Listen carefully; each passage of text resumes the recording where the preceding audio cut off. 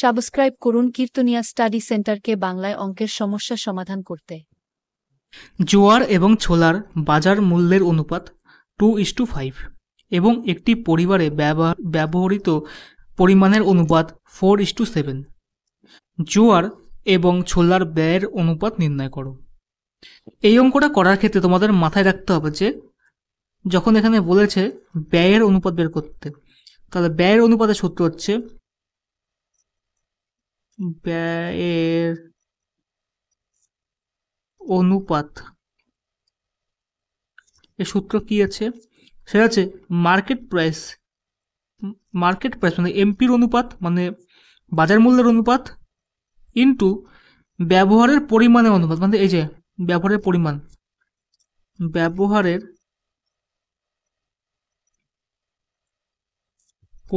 অনুপাত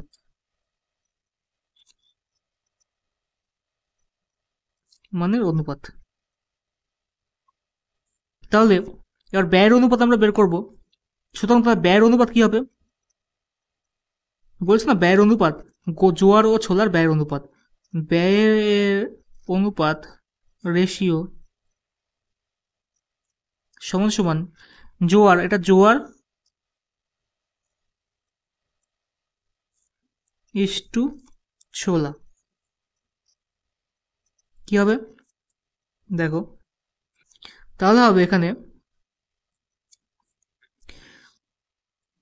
জোয়ারের বাজার মূল্য অনুপাত কত? 2 ছিল, আর ছোলার কত? 5, ইন্টু গুণ, দুটোরই গুণ হবে কিসের সাথে? ব্যবহারের পরিমাণের অনুপাত। জোয়ারের ব্যবহারের পরিমাণের অনুপাত ছিল কত?